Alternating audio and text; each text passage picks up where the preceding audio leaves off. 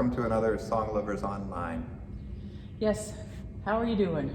We're fine. How are you, Jean? We're good. Yeah. So we decided to do spirituals this week, and last week or so when we decided to do this, we had no idea that the situation would come up, which has come up over the weekend. And so it seems even more appropriate that we take another look at a lot of these spirituals in the Let Every Voice and Sing hymnal, because they were written at a time back in the 19th century when people's needed to have hope that they would become free again, and the hope for freedom. And we have another time in our lives right now where people are crying out to be recognized and to be set free. So it's sort of timely that we kind of picked this. Didn't anticipate this at all. Mm-hmm.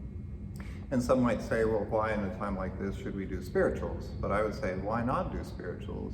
Spirituals are those songs of the people that touch their very souls and touch their very hearts. Also meant things to them. They were, in their very own way, protest songs. And sometimes I feel like that's what we miss today. We miss protest songs. We ought to be out there singing. Of course, Yep. with COVID. Oh yeah, we can't do that. Anyway. Okay, so the first one we're going to do is number 117. I'm going to sing when the Spirit says sing. This is one of these spirituals that, if you'll recall from our discussion a couple weeks ago, that probably falls under the category of just spiritual, joyful singing, because it just describes how you're going to sing, and then you're going to pray, and then you're going to maybe moan, and then you're going to shout. You can add anything. You can clap, dance, whatever. So it's just kind of a jubilant type of sing. Even that might have a little bit of shade to it, as in the message, in that I'm going to sing when the Spirit says sing, but I'm not going to sing when anybody else tells me to sing. It could be a little bit of that protest right there. Right, exactly. But we don't know. Exactly. We don't know. Okay. All right. All righty.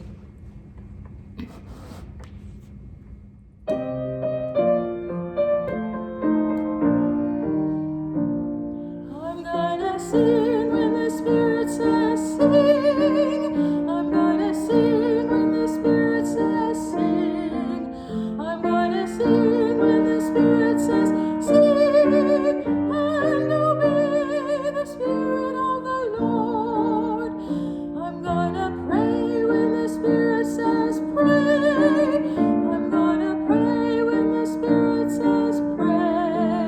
I'm gonna pray when the Spirit says pray. And obey the Spirit of the Lord. I'm gonna moan when the Spirit says moan. I'm gonna moan when the Spirit says moan. I'm gonna moan when the Spirit says moan. And obey the Spirit of the Lord. I'm gonna shout when the Spirit says shout. I'm gonna shout when the Spirit says shout. I'm gonna shout when the Spirit says shout. And obey the Spirit of the Lord.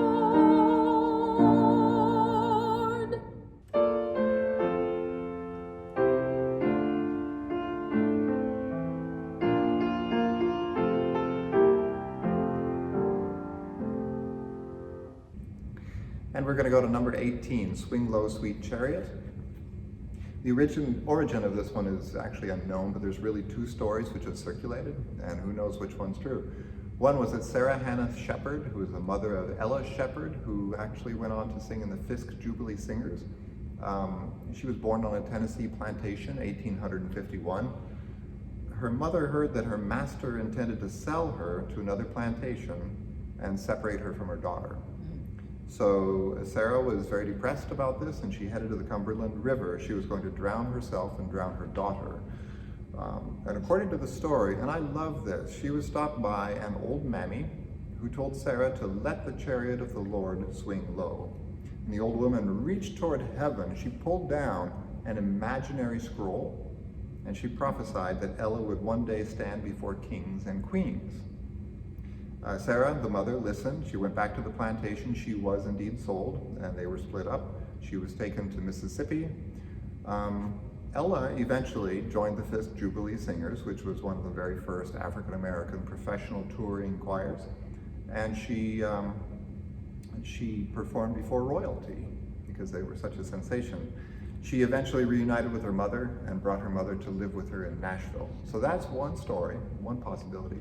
The other one, a gentleman named Wallace Willis, who was a slave. He lived on a plantation owned by a guy named Britt Willis, who was half Choctaw, in Mississippi. And this was, the US government ordered the Choctaw to relocate to southern Oklahoma in the 1830s. Britt went there and he took Wallace and Minerva, his slaves, along. He rented out Uncle Wallace to a nearby school for Native American boys. And that's where Willis entertained by singing spirituals that he was composing. And he may have written Swing Low, Sweet Chariot. The school's headmaster wrote it down, and he shared it along with several other spirituals with the Fisk Jubilee Singers when he heard them in concert in New Jersey. So there's all this connection of possibility there. Yeah. So. And this spiritual is very interesting because it's very popular. Everybody knows it. I mean, we've all sung it around campfires. We have it as a bouncy, bouncy, bouncy. But there's many, many different versions of it. This one starts the hymn on the beat. Many other versions started as an offbeat. But when you start it on the beat like this and go swing low, sweet chariot, it reminds you of another type of spiritual, which is called the working spiritual, which was the song that the enslaved folks would sing while they were in the fields so that they would have a rhythm to the hoeing or to whatever it was that they were doing, or picking or whatever. So it would kind of keep them in sync and keep them doing, helping them with their job.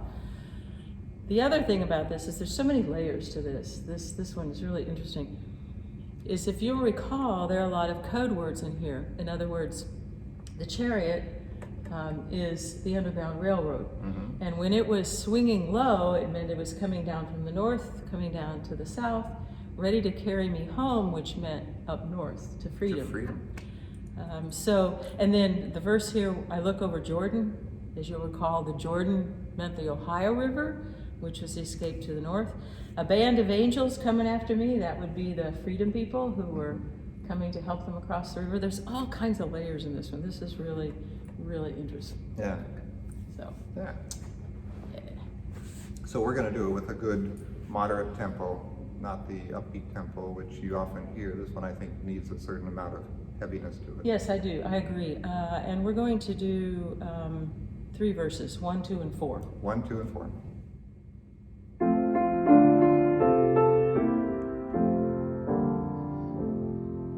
Swing low, sweet chariot, coming for to carry me home. Swing low, sweet chariot, coming for to carry me home. I looked over Jordan, and what did I see? Coming for to carry me home. A band of angels coming after me, coming for to carry me home. Swing low, sweet chariot, coming for to carry me home. Swing low, sweet chariot, coming for to carry me home. If you get there before I do, coming for to carry me home, tell all my friends I'm coming too, coming for to carry me home. Swing low, sweet chariot,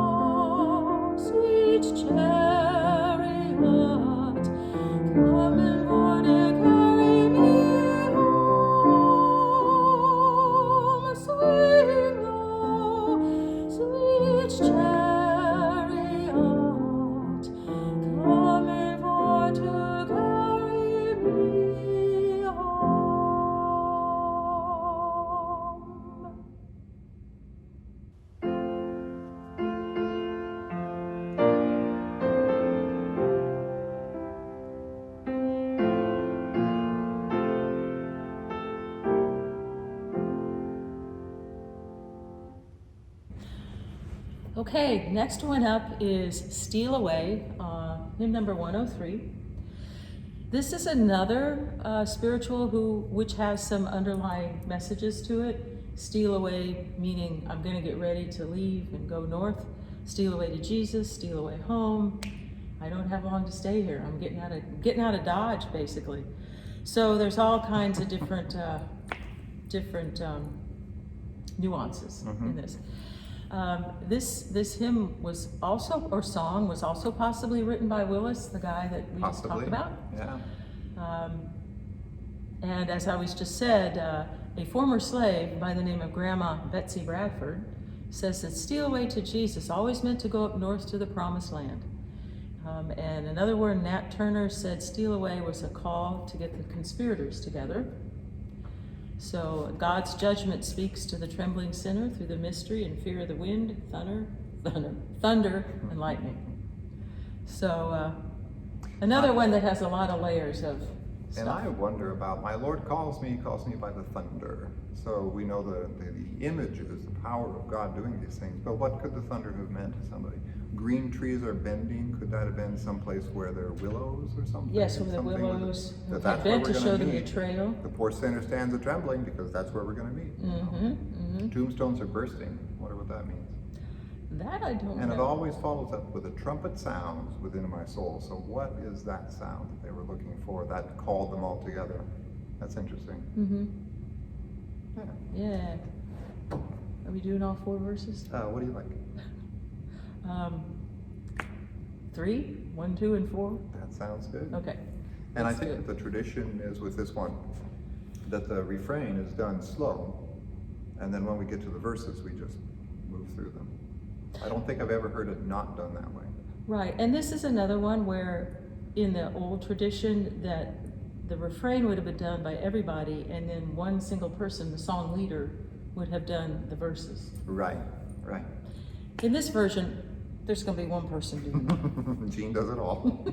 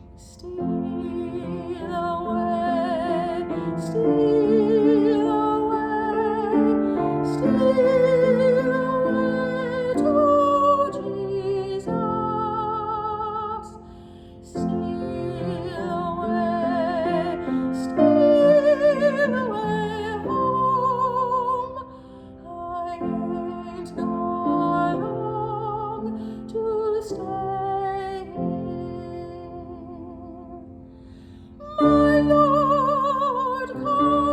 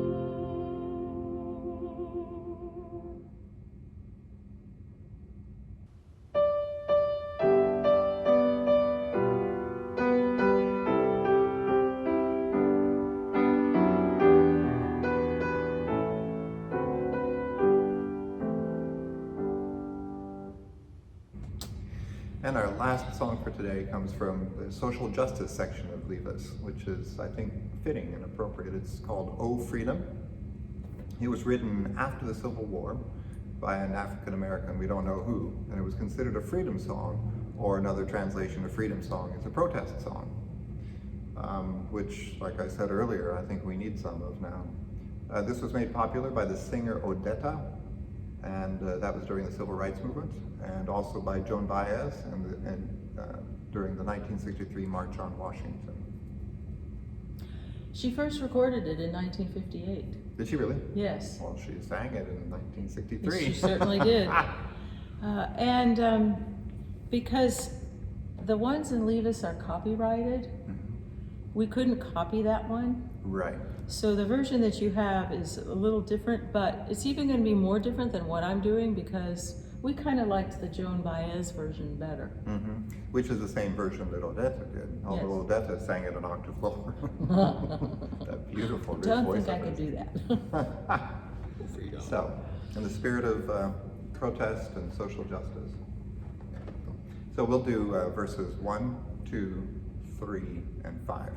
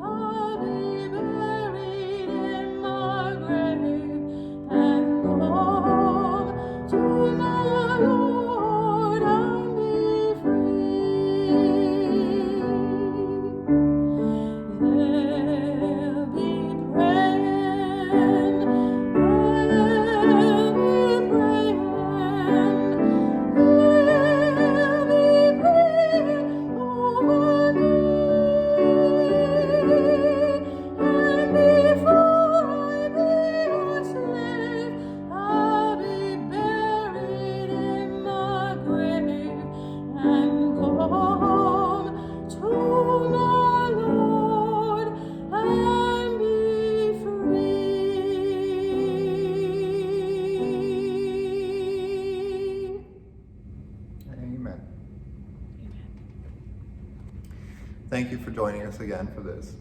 And may this week for us be one filled with peace and with hope and justice. Absolutely.